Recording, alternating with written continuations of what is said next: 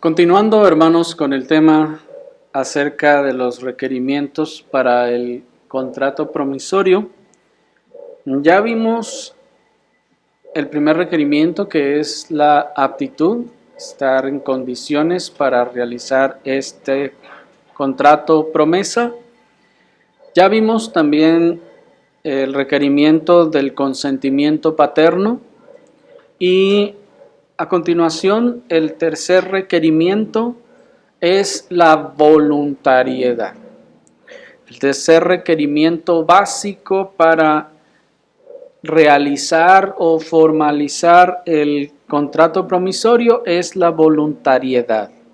Como vimos la ocasión anterior, el contrato promisorio no puede ni debe ser hecho forzadamente ni bajo amenaza. Aún incluso cuando los padres, vimos, tienen el derecho, y cuando entren ustedes a la parte del Tratado de los Deberes Domésticos, en la parte de los padres, van a ver que también es un deber de los padres el proveer, el buscar una pareja para sus hijos. Aún encima de todo eso, vemos que debe de haber una voluntariedad para llevar a cabo estas cosas. La definición misma que nos dan los puritanos con respecto a este contrato promisorio deja fuera todo tipo de coerción.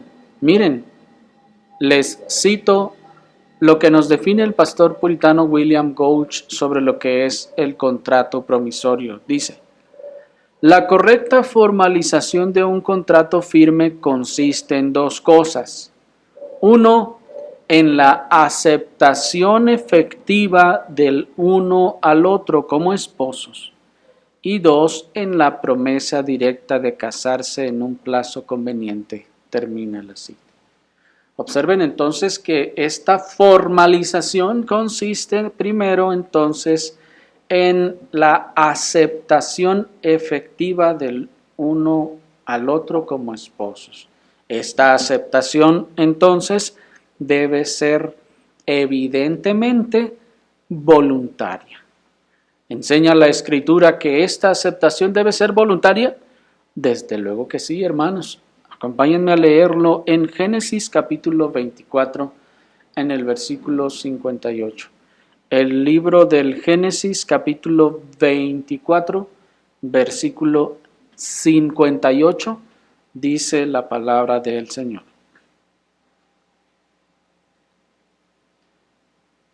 Y llamaron a Rebeca y le dijeron: ¿irás tú con este varón? Y ella dijo: iré. Hasta ahí. Ustedes recordarán, hermanos, el contexto. Abraham ha enviado a su mayordomo, al principal de su casa, hasta donde viven sus parientes, y le ha encomendado y le ha hecho jurar por el Señor que no tomará esposa para su hijo de ninguno de los malvados paganos, sino solamente de su familia. ¿Por qué de su familia? Porque su familia provenía de la línea santa, de la genealogía santa, que todavía transmitía y enseñaba y guardaba la palabra del Señor. Entonces este hombre, ustedes conocen la historia, llega al pozo y se encuentra providencialmente con Rebeca ahí en el pozo, y bueno, le pregunta de quién es hija, y ella le responde. Entonces le entrega los brazaletes y los regalos. Entonces Labán, su hermano, se da cuenta y dice: vente, bendito de Jehová, y se lo lleva a la casa de sus papás.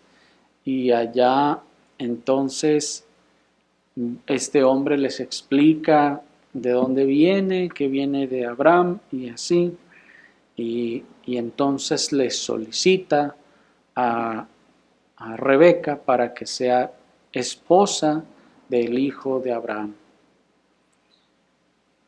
Y observen que una vez que se hizo esta propuesta de contrato matrimonial a Betuel, padre de Rebeca, y a Labán también, en presencia de Labán, que es hermano de ella, a ellos les parece bien y están bien contentos, sobre todo Labán está muy contento con la situación. Y entonces no dicen, está bien, están ahí contando todos los tesoros, sí, llévensela, llévensela. Y es ahí contando todo, no hermanos, sino que le toman en cuenta, dice el versículo. ¿Están ahí? Y llamaron a Rebeca y le dijeron, ¿irás tú con este varón? Y ella dijo, iré. Observen entonces que ellos no actuaron en contra de la voluntad de Rebeca. No dijeron, nosotros aquí mandamos, así que tiene que hacer lo que nosotros le digamos. No, le preguntaron a Rebeca si ella estaba de acuerdo en estas cosas. Y Rebeca dio su consentimiento. Una de las razones por las que el mundo desprecia, ridiculiza y censura el modelo escritural de contraer matrimonio con y a través del involucramiento paterno es que, dicen ellos, no te van a casar con quien tú quieras, o te van a casar con alguien que ellos quieren aunque tú no estés de acuerdo. Y entonces citan esos modelos de casamenteras, ¿no? Y se traen ejemplos de lo que pasaba, por ejemplo, en la nobleza, ¿no? En la realeza, que sí, ahí ellos por lo general se casaban por conveniencia, no porque, vamos a ver enseguida, por agrado o algunas otras cosas, sino por mera conveniencia y pues aunque no hubiera ningún tipo de interés el uno por el otro, aún así los obligaban o se obligaban a esa unión por darle prioridad a los intereses políticos, económicos, bélicos, etc.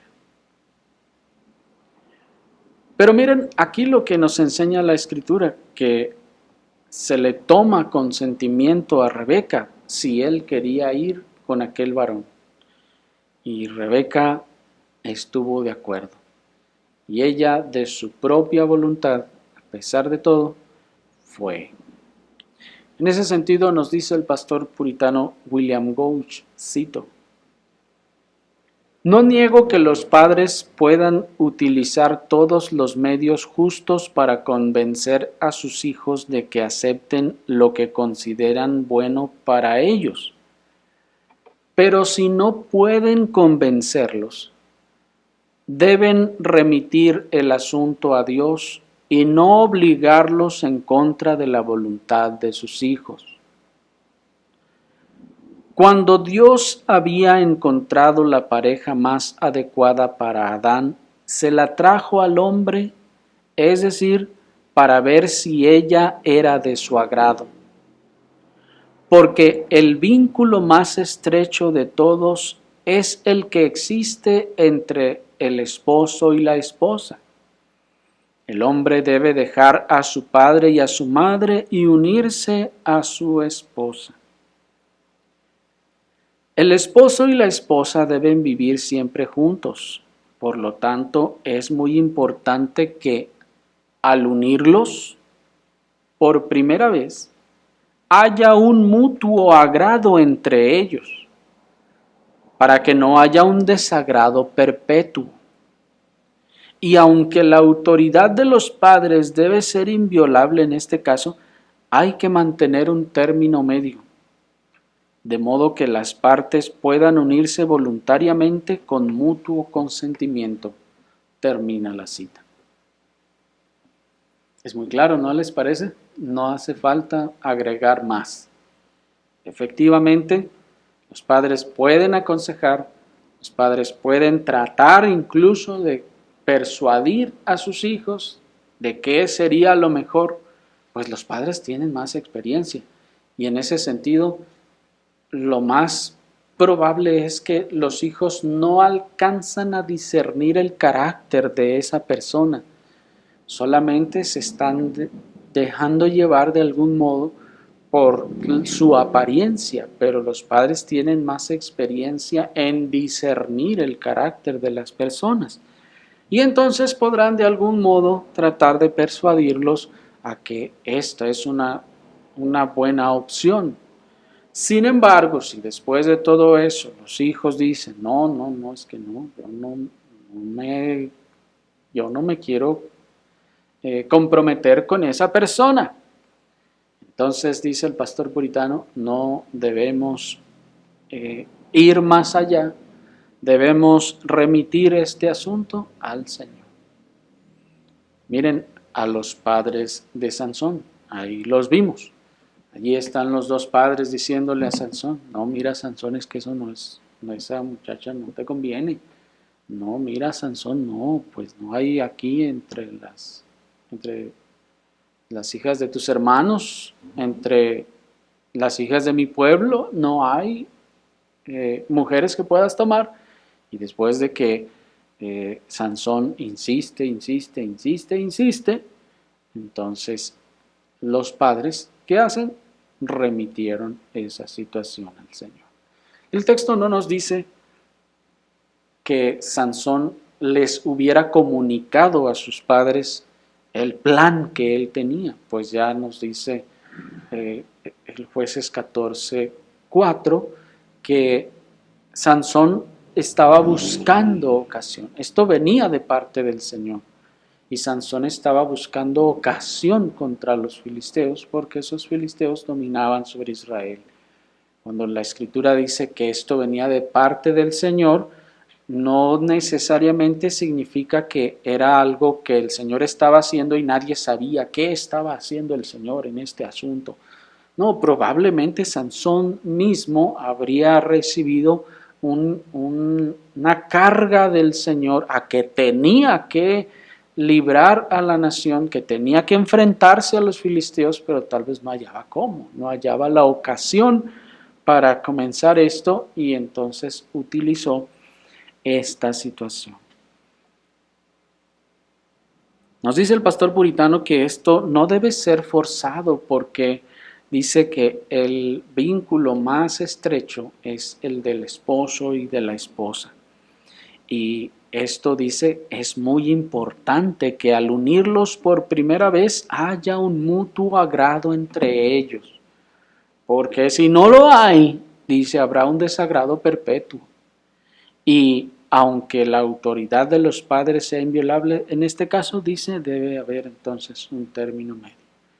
Es muy importante pues esto, hermanos, este agrado mutuo para la voluntariedad de la aceptación efectiva del uno del otro, por no decir que es indispensable. Miren también una vez más lo que ocurre con Sansón cuando estaba en ese proceso. Acompáñenme a Jueces capítulo 14 en el versículo 7 ahora. Ya vimos que en el versículo 1 y 2 se nos dice que le agrada a Sansón. En el 3 se nos enfatiza que ella le agrada. Pero miren cómo en el versículo 7 se dice, y descendió y habló a la mujer, y ella agradó a los ojos de Sansón. Hasta ahí.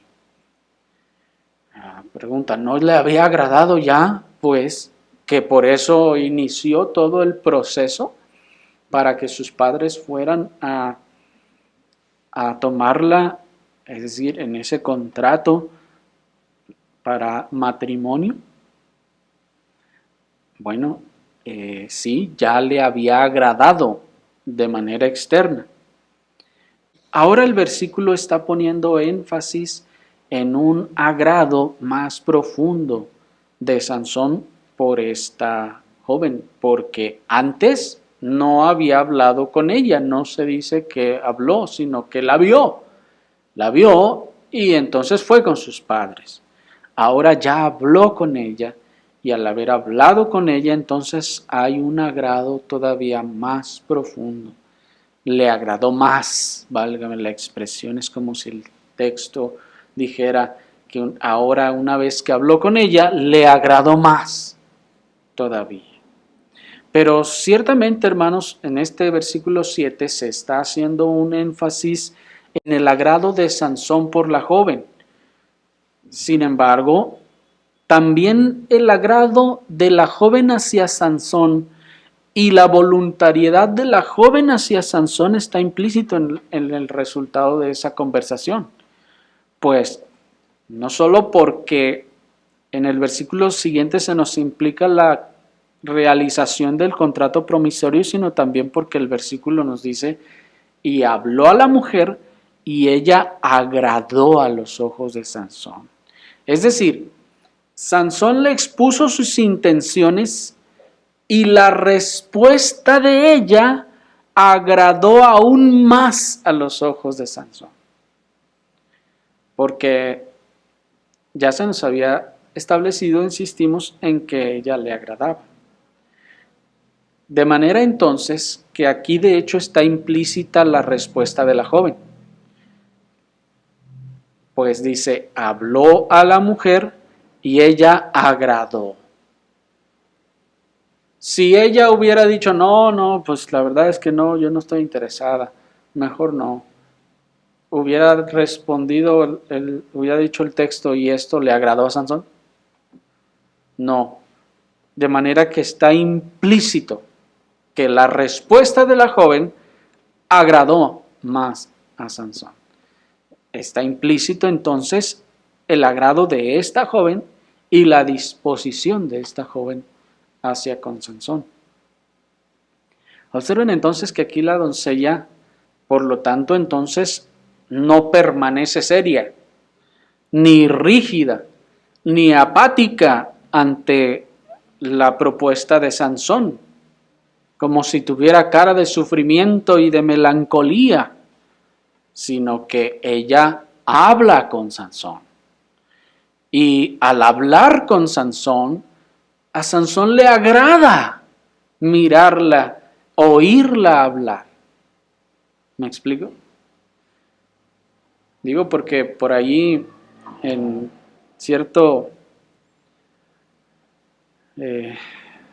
página, cierto lugar en donde hacen algunas traducciones mutiladas de los escritos puritanos, pusieron una portada de asuntos según de los puritanos con respecto precisamente al matrimonio, y pusieron una portada en donde está aparentemente una pareja que se acaba de casar y va caminando por ahí por la calle, será por allá de los 1800, 1700, y van los dos caminando y va la muchacha así que ustedes le ven la cara y dice uno, le tenía una pistola en la espalda, parece, porque va haciendo una cara, hermanos.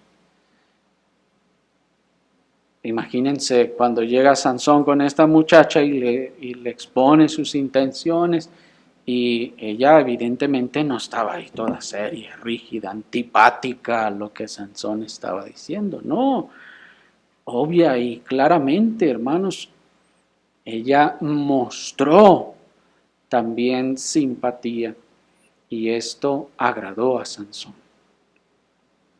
Pues muchas veces, hermanos, las cristianas solteras pueden pensar, por algún tipo de escrúpulo o no sé, suelen pensar que deben ser lo más serias, rígidas y antipáticas que se pueda, tanto que piensan que con eso van a reflejar un carácter piadoso.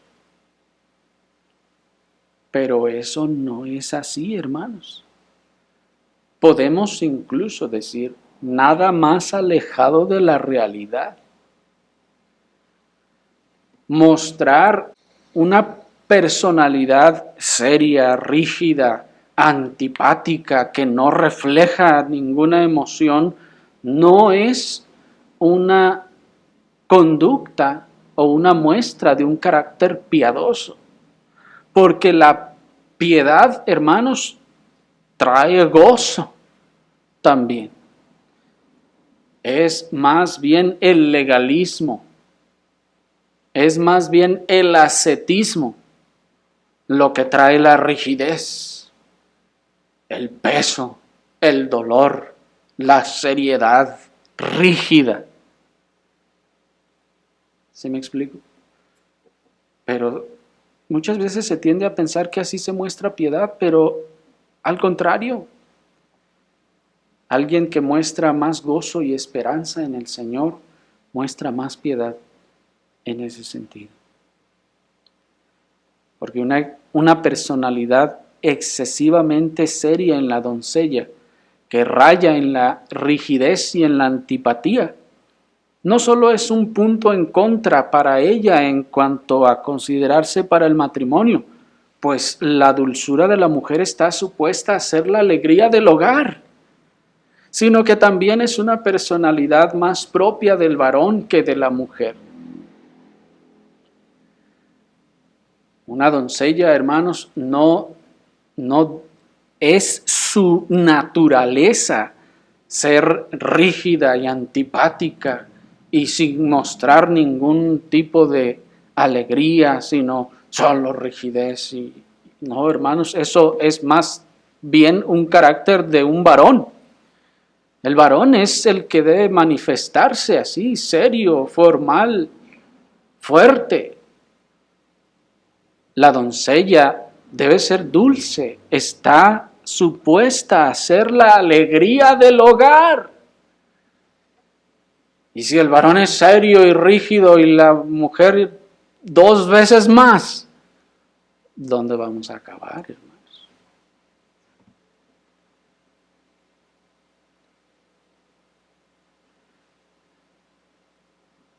Así que recuerden, hermanos, que nosotros ya no seguimos las premisas del mundo de que me quiera como soy, y que no pretenda cambiarme. Así como soy me tiene que querer. Si no, no es amor. No, hermanos, eso es lo que el mundo piensa. Sabemos que nosotros no seguimos esas premisas del mundo. No, si hay algo mal en mí, yo tengo que cambiarlo. Con la gracia del Señor, evidentemente.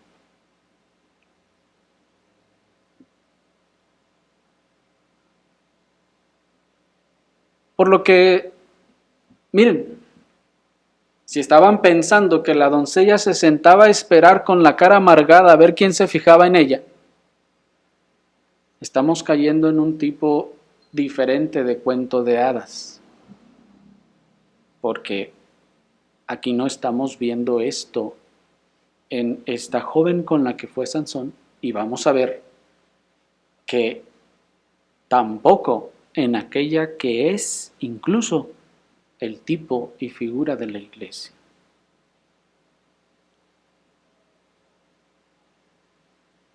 Uno pudiera pensar que no sería necesario hacer esta clase de aclaraciones, hermanos, pero dado nuestra tendencia a irnos a los extremos, debemos aclarar también, entre paréntesis, que esto no significa que la joven va a andar sonriéndole a todo el que se le pone enfrente, y mucho menos cuando se trata de los mundanos. Guarde su antipatía para los mundanos. A ellos sí, muéstreles toda la antipatía, la rigidez y la seriedad que tenga, porque con ellos no tiene parte ni suerte, ni espera nada de ellos.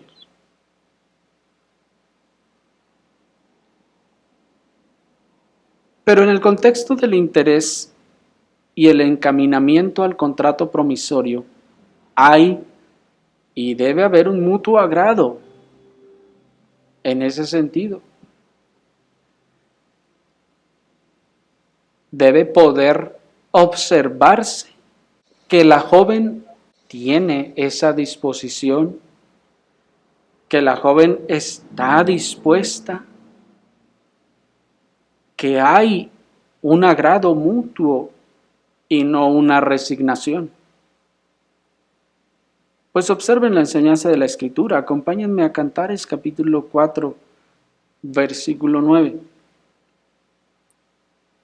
Y nuevamente, insisto que leemos estos versículos, pues bien pudiera su servidor leérselos sin que ustedes los vean con sus propios ojos, pero dado que es un tema que probablemente estamos aprendiendo por primera vez, es necesario que ustedes se convenzan con sus propios ojos, que así dice la Escritura. Versículo 9 dice: cautivaste mi corazón, hermana mía, desposada mía. Cautivaste mi corazón con uno de tus ojos, con una gargantilla de tu cuello. Hasta allí. Primeramente, hermanos, observen el término desposada. Este es el término que la versión Reina Valera traduce como esposa. Sin embargo, en el original no se refiere a la que ya se casó, sino a la doncella que acaba de contraer el contrato promisorio. Por eso dice desposada mía. Enseguida observen la expresión cautivaste mi corazón, que claramente se está expresando el agrado, y el agrado en un grado superlativo, pues dice cautivaste mi corazón. Esta cautivación, hermanos, pudo tener su origen ya sea previo al contrato promisorio y afirmado junto con él, como está ocurriendo, vimos con el caso de Sansón.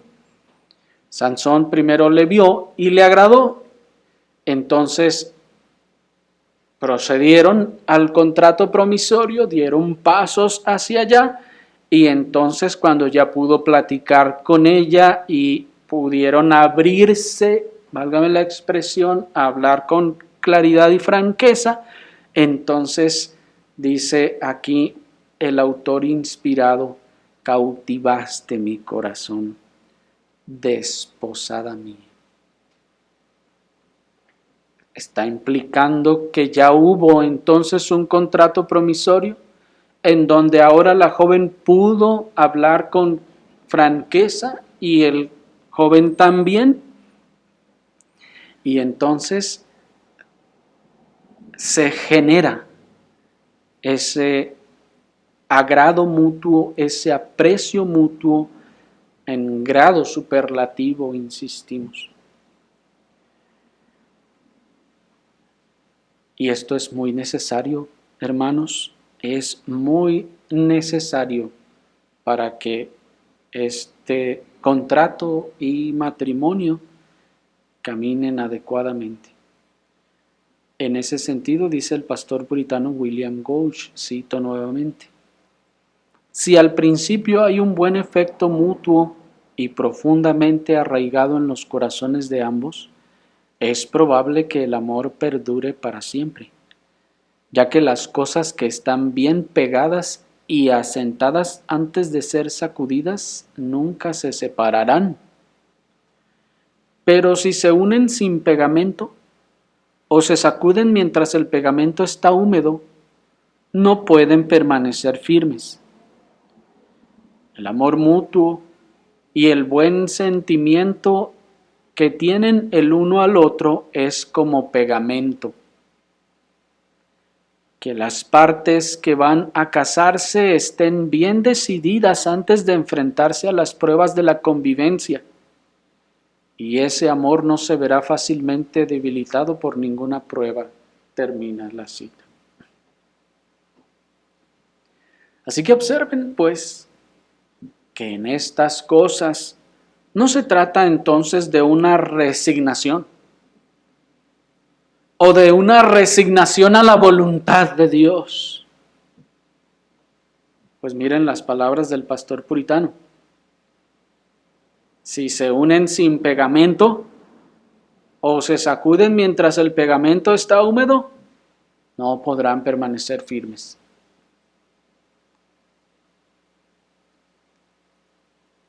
De manera entonces que resignarse, en ese sentido, no es bueno. No es bueno. Pues, dice el pastor puritano, van a venir pruebas, van a venir dificultades y sus padres se los dirán. Y si no hay ese afecto, si hay una resignación de decir, digo, porque siempre uno encuentra razones para resignarse. Eso es lo que queremos decir con que dice, es que yo, sí, es la voluntad de Dios, pues sí, bueno, pues está bien, pues es la voluntad de Dios. Vamos a estar resignando. ¿Me explico? No se trata de una resignación. Debe de existir entonces este afecto mutuo. Debe de haber entonces ese amor mutuo, dice el pastor puritano, el buen sentimiento que se tienen el uno al otro. Dice, porque ese será el pegamento. Ese será el pegamento que los mantendrá cuando las cosas empiecen a temblar, porque van a temblar. No es una posibilidad, es una realidad segura.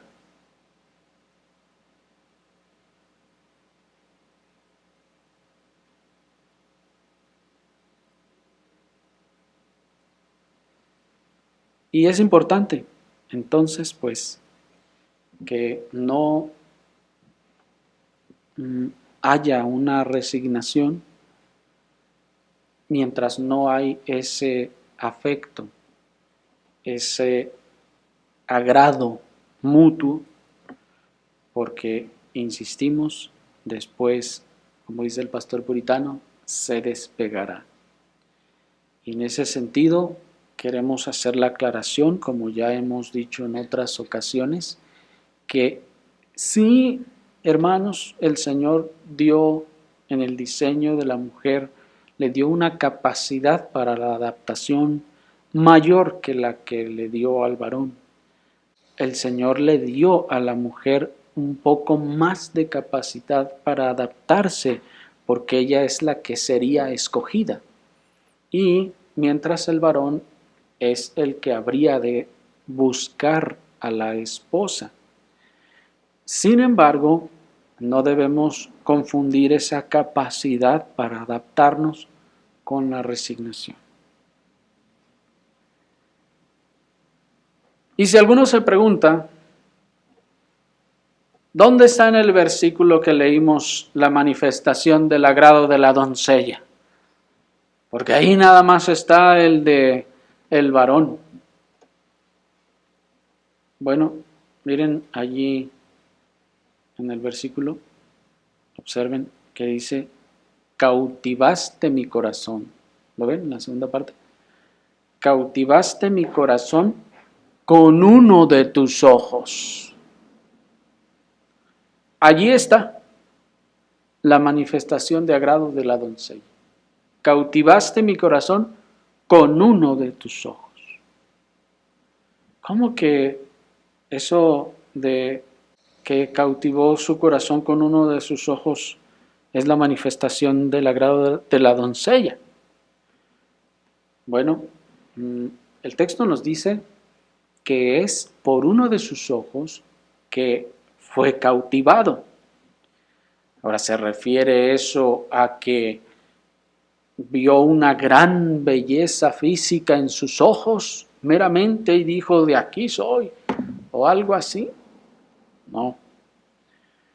Es claro, hermanos, que es importante la atracción física, la belleza física, pues ustedes van a leer en el contexto que precisamente el autor inspirado hace toda una descripción de la belleza de su esposa, lo cual nos está enseñando efectivamente que eso no es para demeritar. Sin embargo, lo que aquí el texto nos está transmitiendo no es que haya sido cautivado únicamente por su belleza física, sino también por su actitud. ¿Y por qué decimos por su actitud? Porque la expresión uno de tus ojos se refiere a la respuesta agradable que tomó la doncella hacia su prometido. Existen dos interpretaciones de esta expresión, uno de tus ojos. La primera de ellas dice que en la época de aquel tiempo, en este caso del rey Salomón, que es el que escribe este Cantar de los Cantares, y en aquella región las doncellas llevaban un velo, y andaban cubiertas de la cara y no se veía todo su rostro.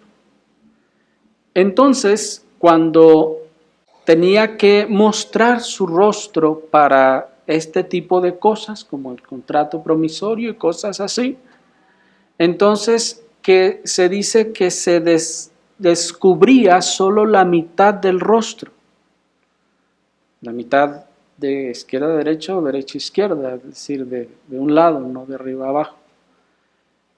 Por lo que solo se podía ver uno de sus ojos. Por lo que se dice que al mirar solamente eso, entonces el autor inspirado en este caso se sintió atraído. Y ese es, de hecho, la traducción literal, hermanos, del hebreo, con uno de tus ojos, así dice literalmente. Y eso es precisamente donde viene la oscuridad del pasaje. ¿Qué significa uno de tus ojos? Y de ahí es donde algunos dicen, bueno, es que es como se descubrían solo la mitad del rostro, pues solo se podía ver la mitad de la cara. Otra interpretación dice que más bien se agrega la palabra mirada, así con cursivas y de otro color, como hacemos cuando un término no está en el original, para que diga una mirada de tus ojos, de donde entonces se nos expresa ya con cierta más claridad que la mirada que esta joven está dando en correspondencia está manifestando entonces su agrado. Es decir, que no está solamente nomás mirando para abajo y no hace nada y no dice nada, sino que con su rostro manifestó, con su mirada manifestó el agrado. Y no debemos, bueno, el autor dice como diciendo a la primera, pero no debemos pensar que solo por un instante entonces ya todo ocurrió. No bien pudo, como decíamos, esto manifestar una actitud que a la hora de estar hablando con él, a la hora de estar manifestando su actitud o sus palabras, entonces eso cautivó el corazón, en este caso del autor inspirado. Y de igual manera, hermanos, el texto también nos previene para que no seamos amantes de la austeridad al vestir, pues agrega que el autor inspirado fue cautivado, dice el texto, por una gargantilla de tu cuello. Observen que dice claramente, una gargantilla de tu cuello. ¿Por qué fue cautivado? También por una gargantilla de tu cuello. Esto nos enseña que la doncella se arregló, que se puso algo. que con modestia, sí, pero también con elegancia se atavió para verse agradable para su prometido. Ahora bien, este agrado mutuo es mucho más, hermanos, que la conveniencia para la buena convivencia. Es decir, uno pudiera pensar, pues la verdad es que sí es lo mejor, sería lo ideal que se agradaran para que les fuera bien y no batallaran tanto. Pero es mucho más que eso, hermanos, es mucho más que una idoneidad para una buena convivencia o un matrimonio feliz. Pues este pasaje escritural, hermanos, nos demuestra que más que ideal, es escritural. Es decir, el amor mutuo de Cristo con su desposada, la iglesia, es lo que se nos está mostrando aquí. Y si eso es así, esto lo eleva por encima de la simple conveniencia e idoneidad, al grado aún de principio escritural. ¿Quién es quien está diciendo estas cosas? Cristo a su prometida, la iglesia. Ustedes saben que el Cantar de los Cantares es un libro que está señalando el amor de Cristo y de la esposa, el amor mutuo que se tienen, pues no solo el esposo habla, sino también la esposa o la prometida o desposada. Así que, ¿quién es el que muestra y expresa este amor? Al final de cuentas, es Cristo. Cristo está mostrando ese amor para con la desposada, que fue cautivado, dice, por la desposada. Y eso es impresionante, hermanos. Y como decía el apóstol, es un misterio. Es un misterio con respecto a Cristo y la iglesia. Pues esa cautivación del desposado por ella tiene repercusiones espirituales para la iglesia. Y si el modelo, que es Cristo y la iglesia, están manifestando ese agrado en el contrato promisorio, entonces, si estamos tomando este contrato promisorio de ahí, de ese modelo, entonces esto eleva esta necesidad del agrado mutuo al grado de principio escritural.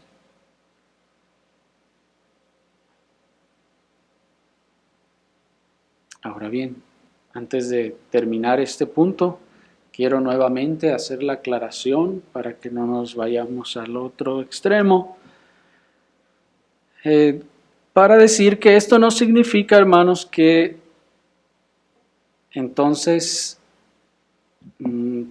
cualquiera se deba casar con quien le guste sin importar su condición. Con que le guste y con eso. No, hermanos.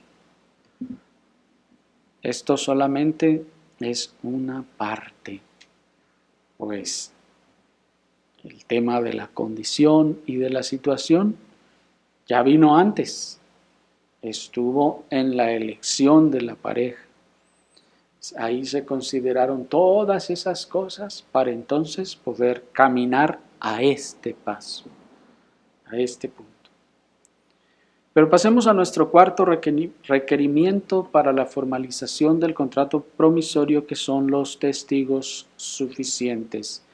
El pastor puritano William Gouge nos dice, cito, cuando ambas partes han manifestado un afecto mutuo, escuchen, y tras una madura deliberación y un buen consejo consideran que uno es una pareja adecuada para el otro, es necesario que se dé un consentimiento mutuo y una promesa absoluta de casarse ante testigos suficientes. Esto, hecho correctamente, es un contrato, que es el comienzo del matrimonio. Hasta ahí.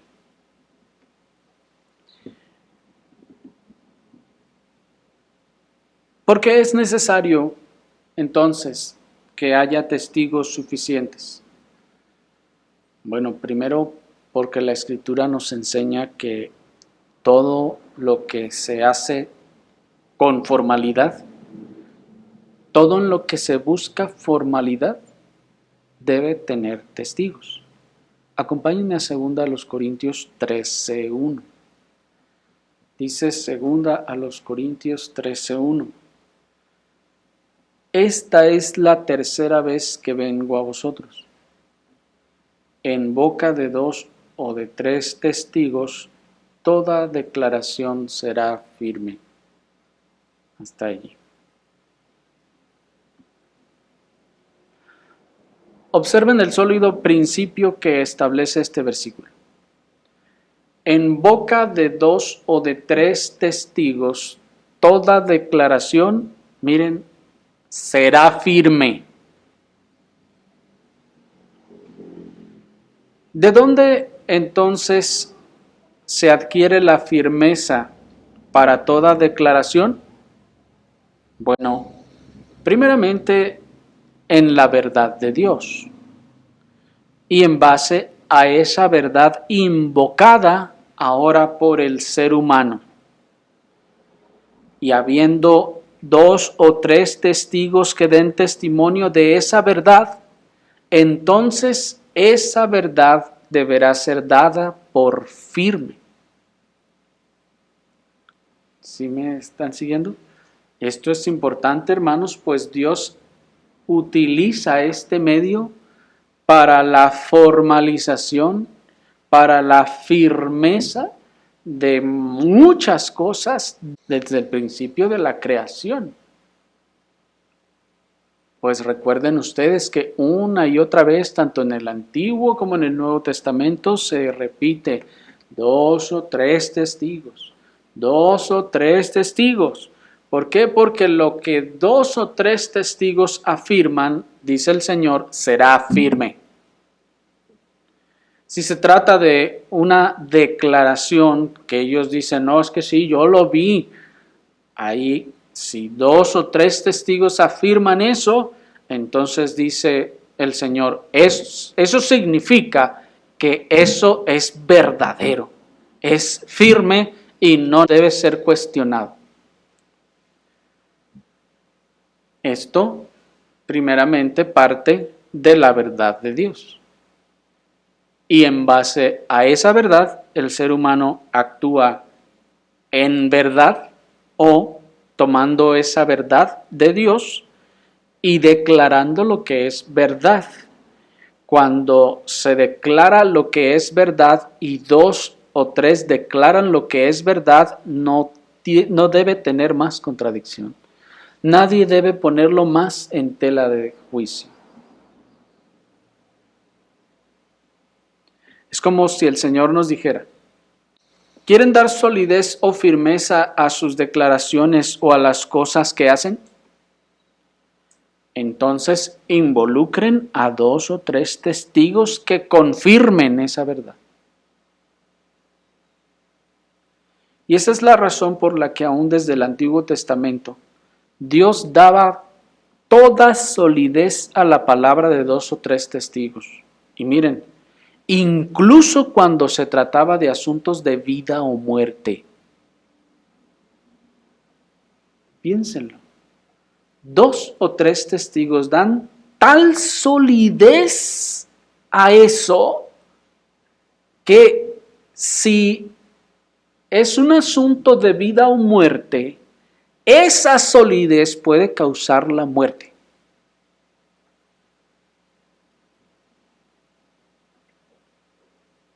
Porque en el caso de cuando se declaraba contra alguien por un pecado de muerte, esos 2 o 3 testigos daban la solidez para poder ejecutar al malhechor. Y así pasaba. Así lo estableció la ley. De donde observen lo que para el Señor entonces es sólido y firme. Es decir, el testimonio veraz, evidentemente, de 2 o 3 testigos. El Señor está diciendo, si 2 o 3 testigos lo dicen, no necesitas firma.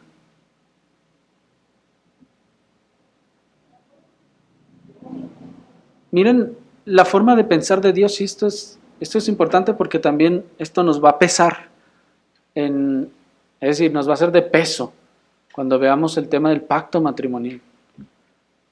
Porque Dios no espera que le firmemos.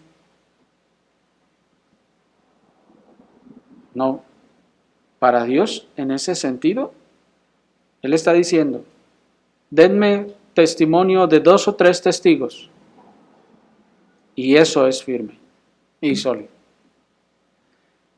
El problema con que nos entre esto en la cabeza es que ya vivimos en una sociedad y en una época donde la palabra ya no sirve absolutamente para nada. Donde ya no existe el honor de la palabra. No existe en absoluto. Ya solo, en el mejor de los casos, en esta sociedad, eso solo es una reliquia, una joya de reliquia dorada ahí adornando un museo. Mira, así se hacía antes, mira qué bonito estaba. Así se usa hoy en día. No, antes qué bueno era, ¿no? Antes se daba la palabra y así se cumplía. Antes de que hubiera sellos, firmas, papeles, documentos de gobiernos y lo que sea, 2 o 3 testigos daban solidez a algo. No se ocupaba que usted tuviera el papel con el sello oficial del gobierno, no. Si 2 o 3 testigos testificaban que eso es así, no hace falta el sello del gobierno. Para Dios. ¿Están siguiendo? Porque la base fundamental es la verdad. Y si está haciendo eco con la verdad de Dios, y estos testigos son verdaderos, no hace falta más. Por eso Satanás se esforzó por destruir el peso de la palabra que se da. Se esforzó para que a la gente no le pesara mentir en una declaración. Para que entonces, ahora, si juntan 2 o 3 testigos, ya eso ya no vale nada, hermanos. Ya en ningún, es más, ni aunque fueran 100 o 1000. Y menos, ahora en estas condiciones en las que nos encontramos.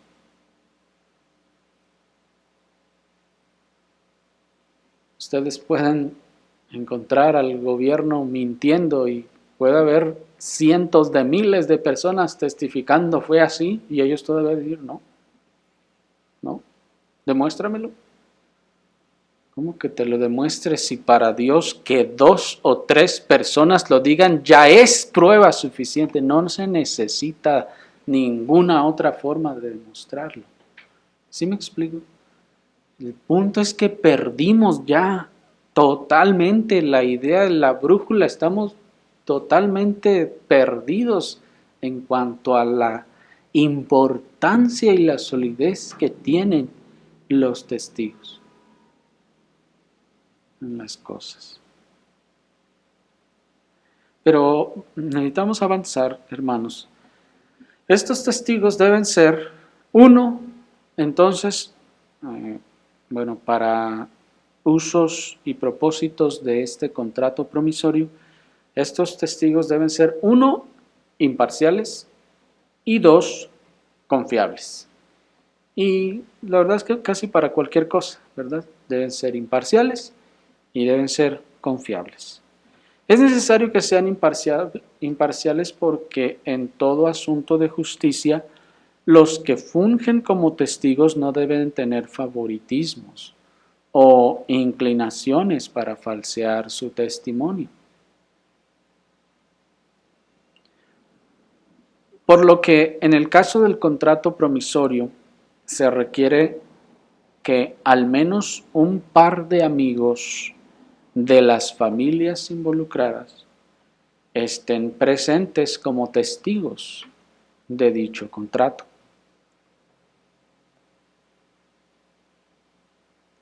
Dijimos que también deben ser confiables, pues en este sentido no podemos echar mano de personas con fama de mentirosas. No podemos traer como testigos personas con fama de calumniadores, difamadores o chismosos.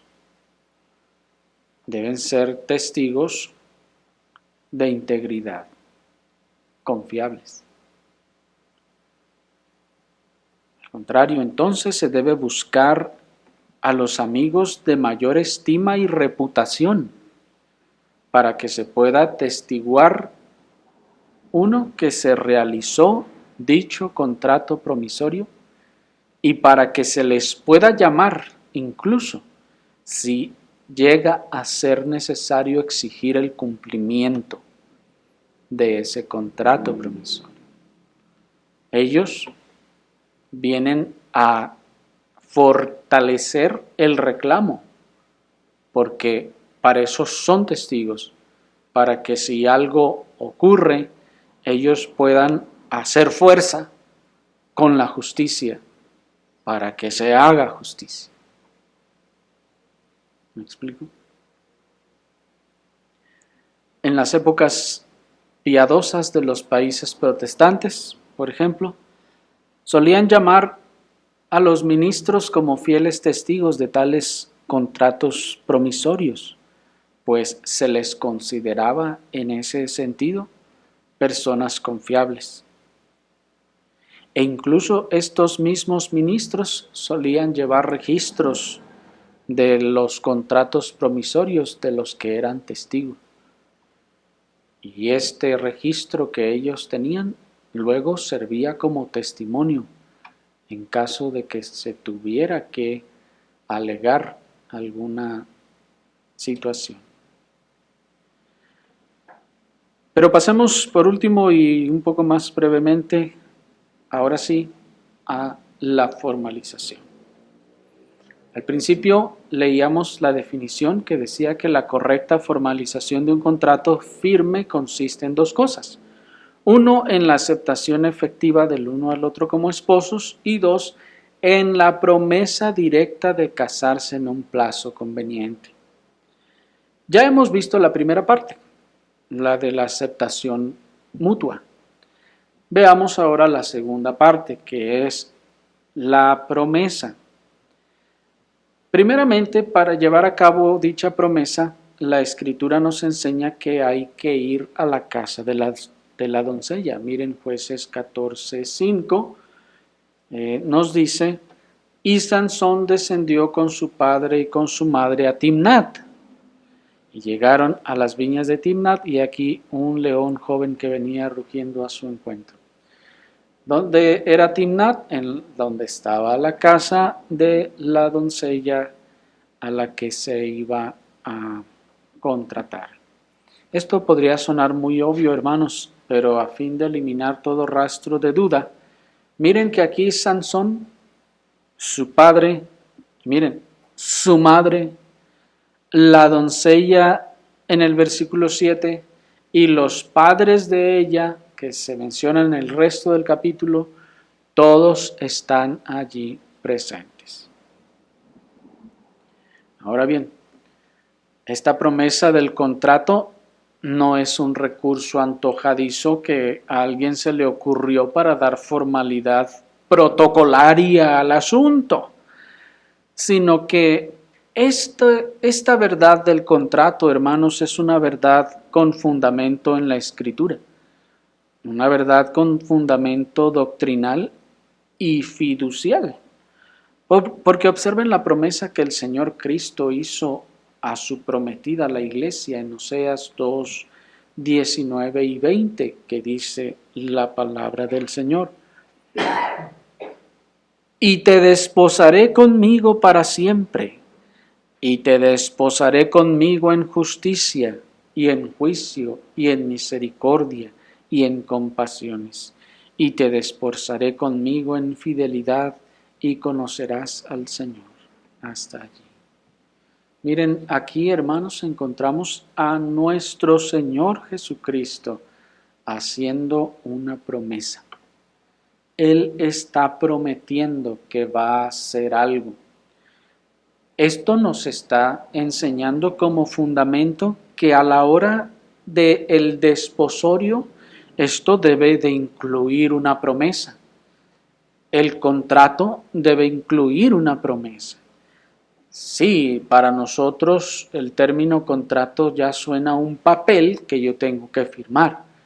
Pero como decíamos cuando hablamos de los testigos, para el Señor, 2 o 3 testigos hacen algo firme, por lo que no hace necesidad indispensable de papel, a menos que haya alguna situación muy particular.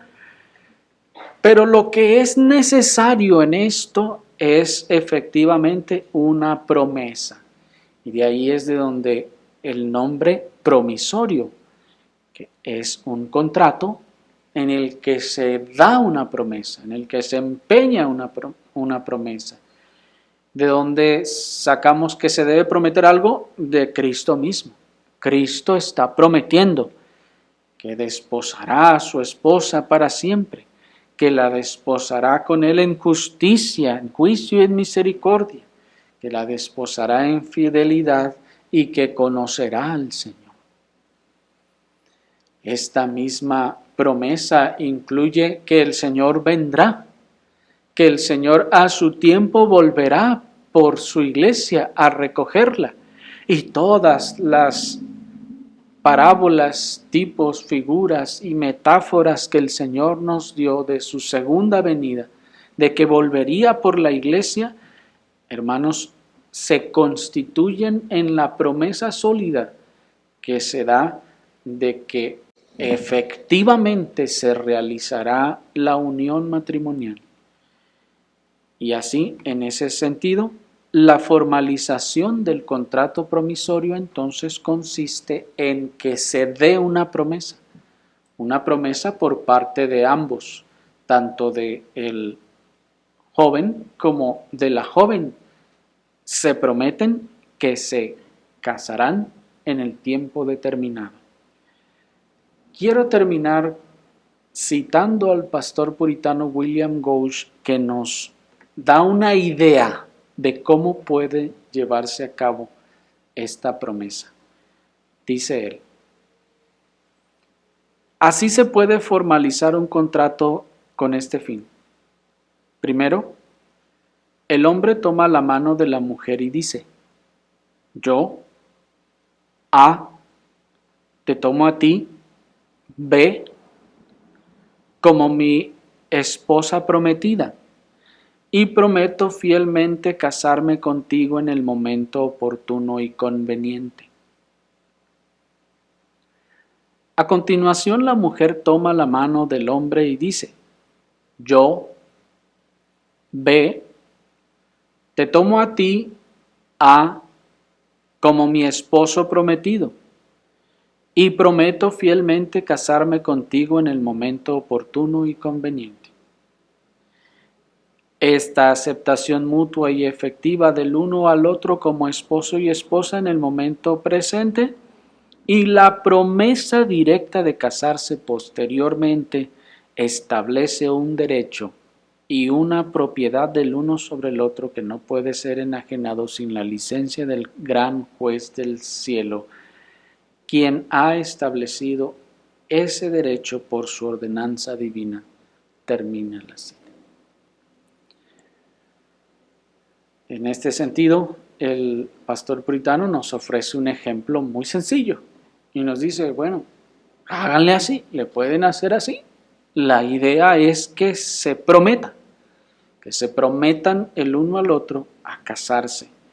Y cuando existe, dice, esta aceptación mutua, con todos los requerimientos que ya vimos, con los testigos que ya vimos, con la aprobación de los padres, etc., entonces dice, esto ya es un derecho sólido que no se puede quebrantar. Pero esto solo es el contrato matrimonial, el contraer el matrimonio. Todavía no ocurre el pacto matrimonial o los votos matrimoniales. Pero eso es lo que vamos a ver enseguida después de este tema. Oremos al Señor.